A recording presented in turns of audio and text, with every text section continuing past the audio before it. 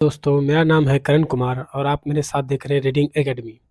आज मैं आप लोगों को क्लास 10th का फिजिक्स का फर्स्ट चैप्टर पढ़ा रहा हूँ। तो आशा रखता हूँ कि आप लोगों को यह वीडियो काफ़ी पसंद आएगी। तो मेरे साथ बने रहिए और देखते रहिए।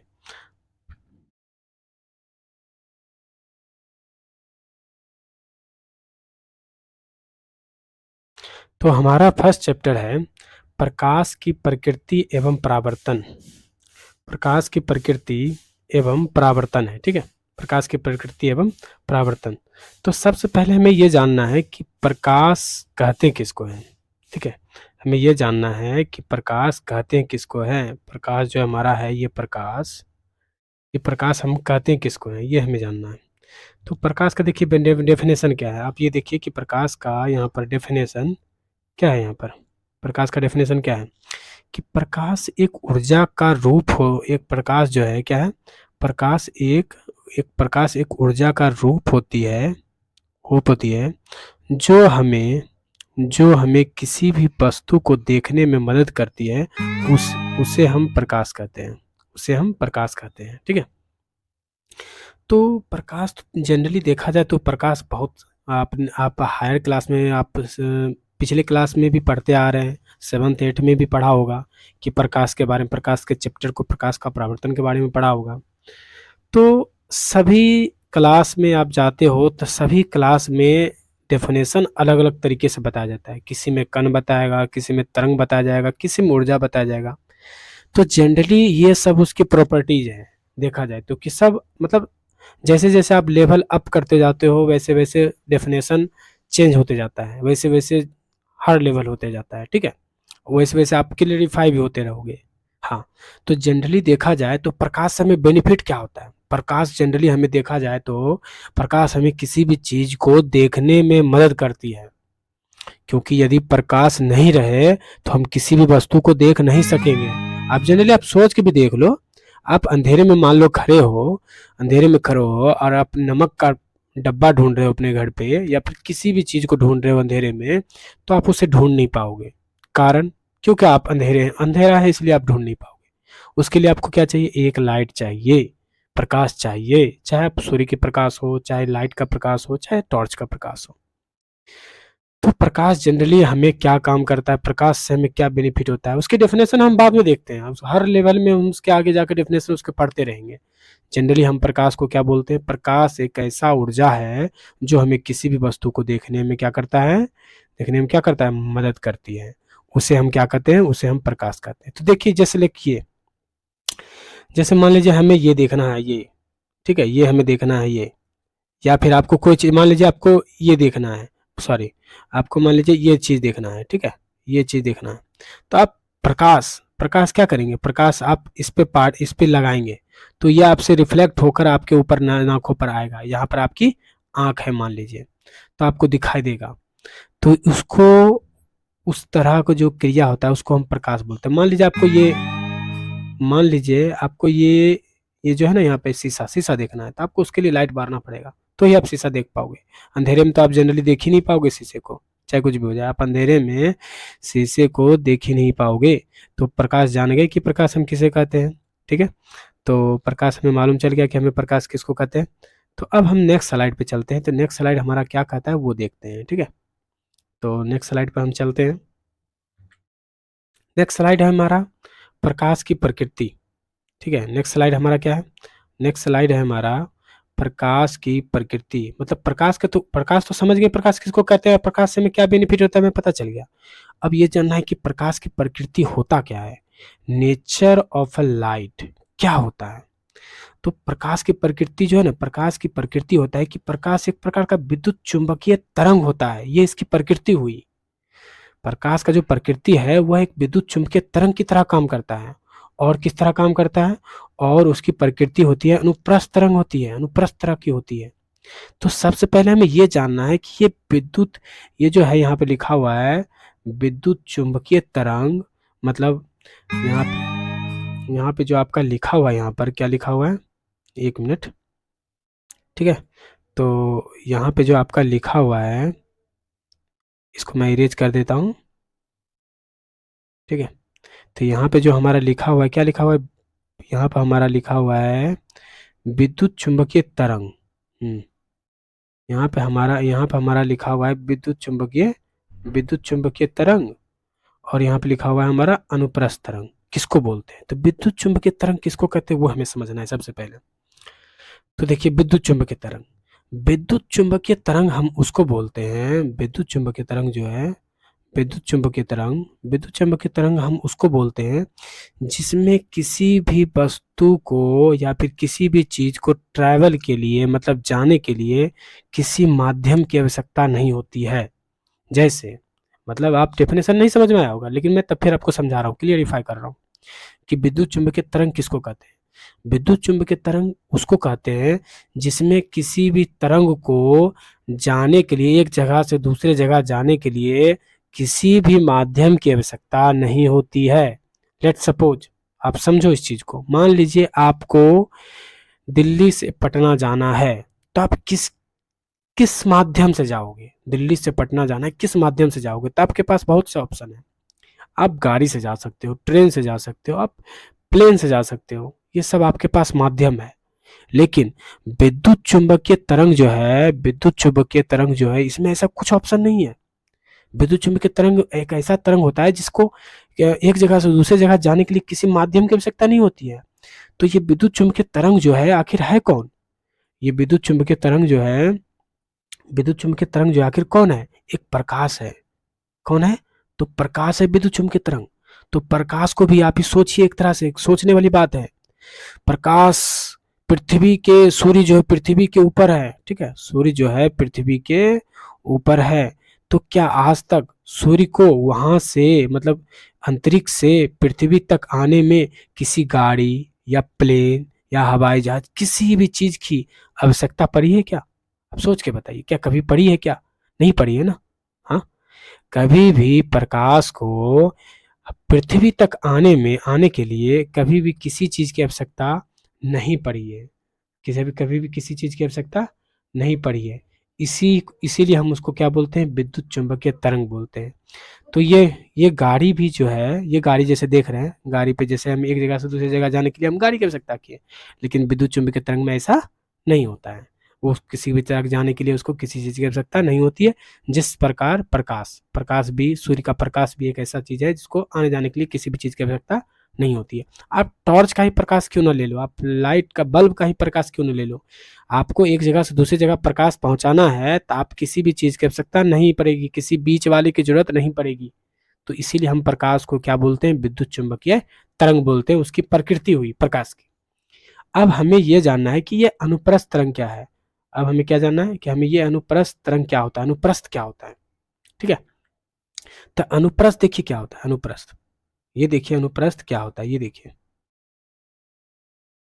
हाँ, ये देखिए अनुप्रस्थ क्या होता है। अनुप्रस्थ तरंग क्या? अनुप्रस्थ तरंग होता है जनरली, अनुप्रस्थ तरंग ऐसा होता है, जो आप मान लीजिए पानी पे आप एक ढेला फेंकोगे, चाहे आप एक पत्थर फेंकोगे पानी पर, तो पानी देखोगे ऊपर से नीचे इस तरह के जाएगा, इस तरह के, जैसे नीचे में ये जो बनाया हुआ है देखिए, इस तरह से पानी इस तरह से ऐसे ऊपर उठेगा, फिर नीचे उठेगा, फिर ऊपर उठेगा, फिर नीचे जाएगा, इस तरह से पानी करता है।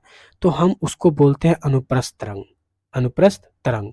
तो अब सोचिए अनुप्रस्थ तरंग कौन है? प्रकाश है, क्योंकि उसकी प्रकृति है।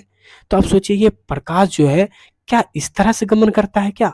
हाँ, पानी जिस तरह से चलता है, पानी जैसा ऊपर से नीचे इस तरह से आप पत्थर फेंकोगे तो इस तरह से पानी होता है। तो ठीक तो ठीक इसी प्रकार जो है ना प्रकाश, प्रकाश भी ठीक इसी प्रकार काम करता है। प्रकाश भी ठीक इसी प्रकार ट्रैवल करता है एक जगह से दूसरी जगह आने के लिए। जैसे सूर्य का प्रकाश भी क्या होता है? इसी तरह आता है, इसी तरह धरती पर आता है, बिल्कुल पानी के जैसे लेयर बनता है, बिल्कुल वैसे उसी तरह का प्रकार से आता है सूर्य का प्रकाश। बस हम उसे देख नहीं पाते क्योंकि वो बहुत ही सूक्ष्म होता है। ठीक है, तो अनुप्रस्थ तरंग जनरली है कि आप समझ गए होंगे। तो अब हम नेक्स्ट स्लाइड पे चलते हैं। नेक्स्ट स्लाइड है हमारा किरण, कि ये किरण किसको कहते हैं? किरण। तो अब हम जैसे कि देख रहे हैं किरण, किरण किसको कहते हैं? ठीक है, तो ये हम क्या कहते हैं? किरण। किरण किसको कहते हैं ये सोचने वाली बात है। ठीक है, तो किरण देखिए किसको कहते हैं। किरण हम किसको कहते हैं? जब प्रकाश की जब प्रकाश किसी दिशा में सीधी रेखा में गमन करता है तो उसे हम किरण कहते हैं, उसे हम किरण कहते हैं। तो आप ही सोचिए, प्रकाश जब सीधी रेखा में कब गमन करता है। आप सेकंड वाला पिक को देखिए, ये बंदा जो है, पाइप जो है, ये पाइप बैंड है। आप गौर से सोचिए, एक एग्जांपल लेके सोचिए। मान लीजिए आपका पाइप बैंड है और आपने यहाँ पर एक छोर को आपने आंख पे पास रखा है और एक छोर को आपने मोमबत्ती जला कर रखा है। तो क्या इस इंसान के पास मोमबत्ती का जो प्रकाश है, क्या इस इंसान के पास आंख पे जाएगा?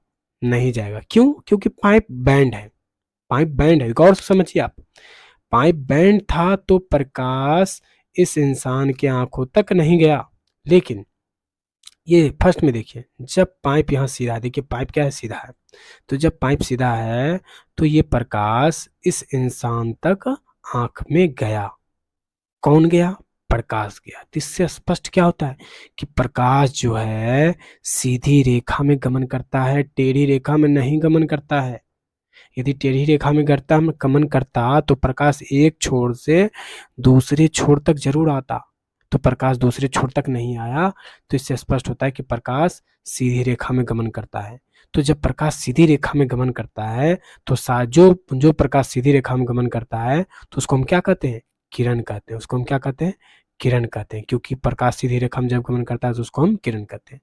उसके बाद नेक्स्ट पढ़ते हैं हम, प्रकाश का पुंज या किरणमाला किसी निश्चित दिशा में किरणों के समूह को प्रकाश पुंज या किरणमाला कहते हैं। तो किरणों का मतलब एक किरण रहेगा तो सिर्फ किरण कहलाएगा। अब वही ढेर सारा किरण हो गया तो उसको हम किरणमाला या फिर प्रकाश पुंज या किरण पुंज कहेंगे। सूर्य से आने वाली प्रकाश की किरणें ढेर सारी होगी तो उसको हम किरण पुंज कहेंगे। बल्ब से आने वाली सबको हम किरण पुंज कहेंगे। टॉर्च से आने वाली सभी को किरण पुंज कहेंगे, उसमें क्योंकि ढेर सारी किरणें होती हैं। तो इसका एग्जाम्पल देख लेते हैं। इसका एग्जाम्पल देखिए, ये रहा सूर्य, मतलब ये रहा यहाँ पर सूर्य। और इससे देखिए ढेर सारा प्रकाश की किरणें निकल रही है, ढेर सारा प्रकाश की किरणें निकल रही है। ये सारे सीधी रेखा में गमन करती है, सादी सीधी रेखा में गमन करते हैं। तो ये सारे किरण हो गए। अब किरणों के समूह को क्या बोलते हैं? किरण पुंज कहते हैं। किरणों के समूह को किरण पुंज कहते हैं। ठीक है, तो अब हम नेक्स्ट देखते हैं। नेक्स्ट हमारा यहाँ है किरण के प्रकार, टाइप ऑफ रे। पहला है हमारा समांतर किरण पुंज। पहला हमारा है समांतर किरण पुंज। किसे कहते हैं? तो समांतर किरण पुंज वैसा किरण पुंज, मतलब किरणों के समूह को हम किरण पुंज कहते हैं। तो मतलब ढेर सारा किरणों है, क्योंकि यहाँ किरण पुंज बोल दिया गया है कि वैसा किरण पुंज जिसमें प्रकाश की किरणें आपस में क्या होती है? समांतर होती है। समांतर होती है तो उसको हम समांतर किरण पुंज कहते हैं। तो ये तो हम समझ गए कि जिसमें प्रकाश की किरणें आपस में समांतर होगी उसको हम समांतर किरण पुंज कहेंगे। तो ये सोचने वाली बात यह है कि क्या आपने इसे कभी जनरली लाइफ जीवन में कभी देखा है क्या, ऐसे ऐसे एग्जाम्पल को, क्या जिसमें प्रकाश की किरणें क्या होती होगी? समांतर होती होगी। हाँ, आपने देखा है। आप अक्सर जब रात में चलते होंगे, ट्रैवल करते होंगे, तो आप अपने बाइक से देखते होंगे जो लाइट निकलती होंगी ना, लाइट, तो वो समांतर निकलती होगी। बिल्कुल बिल्कुल, आपका जो गाड़ी का बाइक से जो लाइट निकलती होगी बिल्कुल समांतर निकलती होगी। चाहे किसी भी बड़े गाड़ी का है, अपनी लाइट देखते होंगे तो समांतर निकलती होगी, इस तरह से निकलती होगी। तो उसको हम समांतर किरणपुंज कहेंगे। ये हमारा हुआ जनरली लाइफ में एग्जाम्पल हुआ समांतर किरणपुंज का। नेक्स्ट हम पढ़ते हैं। नेक्स्ट हमारा है संसृप्त या अभिसारी किरणपुंज। किसको कहते हैं? तो कहता है वैसा किरणपुंज जिसमें प्रकाश की किरणें किसी एक बिंदु पर आकर क्या होती है? मिलती है। उसे हम संसरित या अभिसारी किरणपुंज कहते हैं। अभिसारी किरणपुंज कहते हैं। तो देखिए मतलब प्रकाश की किरणें क्या होता है? किसी एक बिंदु पर आकर मिलती है। देखिए ये प्रकाश की किरणें हुई, किसी एक बिंदु पर आकर मिला, फिर ये हुआ, फिर ये हुआ, किसी आंख पे मिला, फिर ये हुआ। मतलब ढेर सारी प्रकाश की किरणें किसी एक बिंदु पर आकर मिलता है तो उसको हम क्या कहते हैं? अभिसंसृप्त या अभिसारी किरणपुंज। तो क्या इसने आपने ये सोचिए, क्या आपने इसे कभी जीवन में, अपनी जिंदगी में, कभी लाइफ में देखा है क्या? हाँ, आपने देखा है। इसका एग्जाम्पल कहाँ देखा है? तो आपने बचपन में देखा होगा अक्सर, आपके पास एक मैग्निफिकेशन ग्लास होगा, इस टाइप का ग्लास होगा। ठीक है, इस टाइप का आपके पास इस टाइप का क्या होता होगा आपके पास? आपके पास इस टाइप का एक गिलास होता होगा और आपने इस गिलास से क्या करता होगा? एक पेपर को जलाते होंगे, बचपन में पेपर को जलाते हो तो इसमें क्या होता है? इसमें प्रकाश निकलता है एक बिंदु, यहाँ पे ढेर सारी, इस गिलास पर ढेर सारी प्रकाश की किरणें पड़ती है और किसी एक बिंदु पर जाकर क्या होती है? मिल जाती है। इस पे ढेर सारी प्रकाश की किरणें निकलती है मगर किसी एक बिंदु पर जाकर मिल जाती है। मतलब ये कागज पर, यहाँ पे जो है ना, कागज पर क्या होता है, कागज पर यहाँ पर फोकसित हो जाती है, किसी एक कागज पर फोकसित हो जाती है। तो आप ही देखिए क्या इसका अभी ये इसका एग्जाम्पल हुआ या नहीं। जब आप क्लास में यहाँ करते होंगे स्कूलों में तो वो कागज क्या होता, जलने लगता होगा। तो ये हुआ हमारा संतृप्त या अभिसारी किरणपुंज का एग्जाम्पल। ठीक है, तब हम नेक्स्ट देखते हैं, नेक्स्ट हमारा स्लाइड क्या कहता है। नेक्स्ट स्लाइड हमारा है अपसरित। नेक्स्ट स्लाइड है हमारा अपसरित या अपसारी किरणपुंज। तो किसको कहते हैं, तो वैसा किरणपुंज जिसमें प्रकाश की किरणें किसी एक बिंदु से निकलकर क्या होती है, फैलती चली जाती है, उसे हम अपसरित या अपसारी किरणपुंज कहते हैं। तो क्या है इसमें, देखिए इसका एग्जांपल यहाँ दिया हुआ है, कैसे प्रकाश एक बिंदु से निकल के फैल रहा है, सारा फैल रहा है। तो इसका आपने एग्जांपल रियल लाइफ में, जिंदगी में कब देखा होगा, आपने इसका रियल लाइफ जिंदगी में देखा होगा टॉर्च में। एक टॉर्च एक बिंदु से निकलकर पूरा फैलते चला जाता है, तो उसको हम अपसरित या अपसारी किरणपुंज कहेंगे। जो उससे निकल रही प्रकाश की किरणें उसको हम अपसारी किरणपुंज कहेंगे। सूर्य से निकलने वाली प्रकाश की किरणों के समूह को हम अपसारी किरणपुंज कहेंगे क्योंकि उससे भी निकलकर फैलती है। बल्ब से निकलने वाली प्रकाश की किरणें उनसे भी फैलती है। तो ये सारे एग्जाम्पल अपसरित या अपसारी किरणपुंज के एग्जाम्पल हैं। तो अब मैं आशा रखता हूँ कि आप लोगों को यह वीडियो पसंद आएगी। मैं यहाँ पे इस वीडियो को समाप्त करता हूँ। अब नेक्स्ट क्लास में हम देखेंगे इसके आगे। ठीक है, तो आशा रखता हूँ कि आप लोगों को यह वीडियो काफ़ी पसंद आई होगी। तो मैं आप लोगों से निवेदन करता हूँ, कृपया करके प्लीज़ मेरी इस वीडियो को ज़्यादा से ज़्यादा लाइक, शेयर और सब्सक्राइब करें। धन्यवाद।